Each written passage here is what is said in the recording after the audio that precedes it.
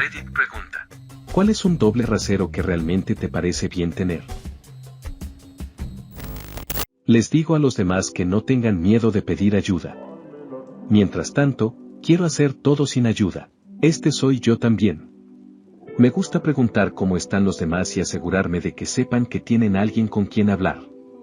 Prefiero lastimarme que pedir ayuda. Este soy yo también. Estoy ahí el 100% del tiempo para ellos si me necesitan, pero me resulta casi imposible pedir ayuda. Sin embargo, recientemente estoy mejorando en eso. He estado tratando de mejorar en eso. Tengo un par de buenos amigos frente a los cuales podría cometer un asesinato y estarían aquí para ayudarme. Me quedo atascado esperando que la gente me pregunte cómo estoy y luego me deshago del trauma cuando alguien finalmente lo hace. Necesito terapia. Esperar hasta llegar a un lugar donde esté financieramente estable y donde me instale en una casa antes de que eso comience. Tal vez solo lo estoy posponiendo porque tengo miedo. Tal vez yo pienso demasiado. El hombre acaba de venir aquí para decir esto. Siempre les pido a mis jóvenes que planteen preguntas y me complace explicárselas cuando me las preguntan, pero al mismo tiempo yo no sigo los mismos consejos que otros me dan. Me siento un poco indeciso. Leo e investigo cosas por mi cuenta y lo encuentro más cómodo y placentero. Es porque todos sabemos que pedir demasiada ayuda tiene un coste subconsciente. Es genial ser el ayudante porque aumenta tu valor profesional y psicológico, pero sin darte cuenta puede ser a expensas del autor de la pregunta dentro de un grupo cerrado / pequeño. Es como quitarme un poquito de valor de mí para ti tratando de encontrar cuál es la cantidad perfecta, de la cual no existe una cantidad perfecta porque todo es un área gris. Pero ninguno de nosotros quiere terminar ser el tipo que lo hace demasiado y termina al final del grupo que nadie valora simplemente esperando a ser cortado. Esta es una diferencia generacional muy obvia en mi trabajo. Todos los mayores de 50 años se quejan de las preguntas y muchas veces ni siquiera saben dónde está la respuesta. Si preguntas por qué hacemos algo, la respuesta casi siempre es la forma en que siempre lo hemos hecho. Incluso si está directamente en conflicto con la política escrita. Esta no es una publicación para decir ok boomer, es solo una observación.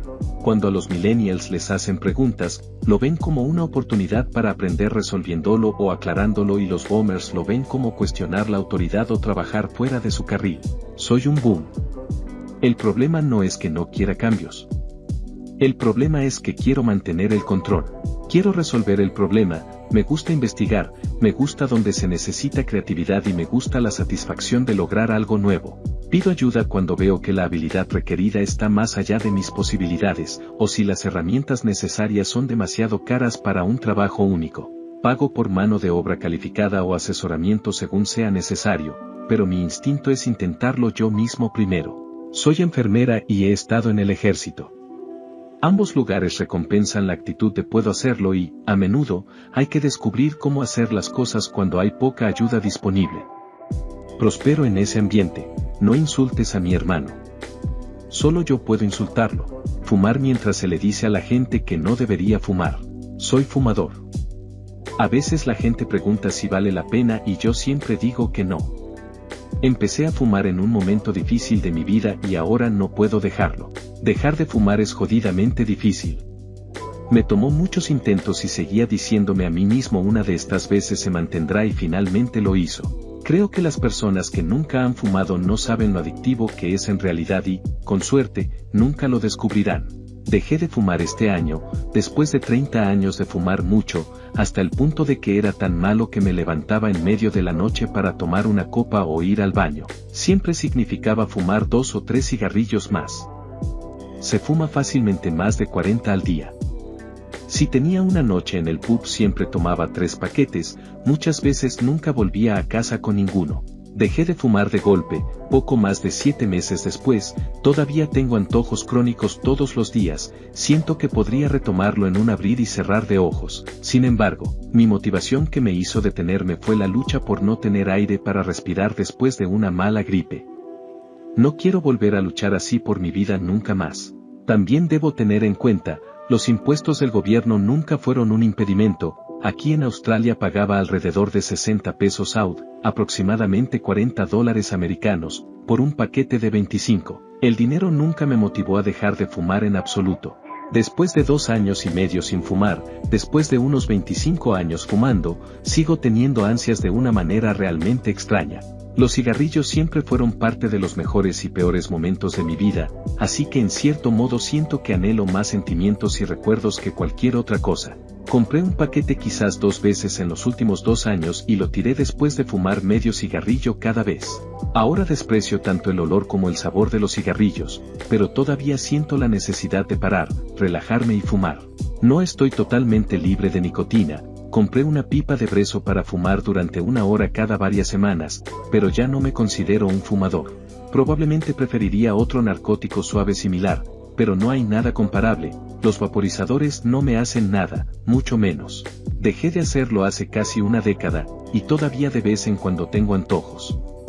Mucho menos que antes, pero de vez en cuando, generalmente después de un día particularmente difícil, tengo tantas ganas de uno que literalmente se me hace la boca agua al pensar en un Marlboro Menthol, y sé que ya ni siquiera me gustan.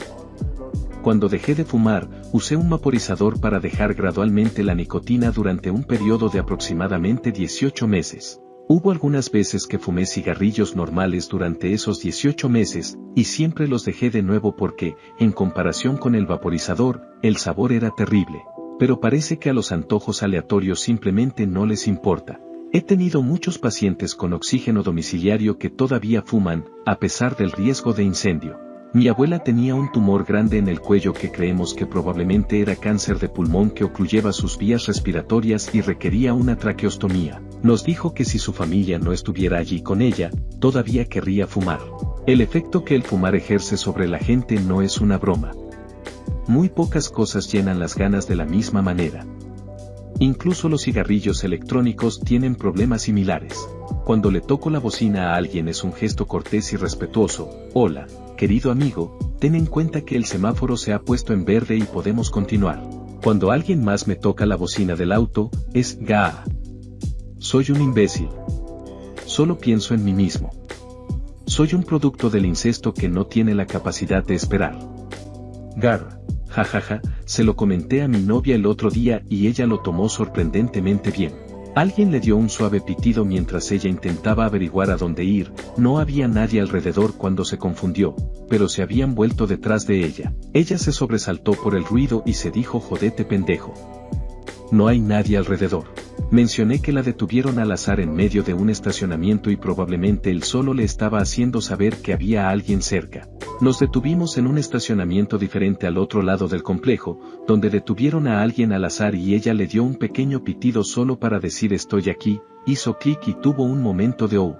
Ella ha mencionado que debería darle a la gente más gracia al dar y recibir bocinazos varias veces desde entonces.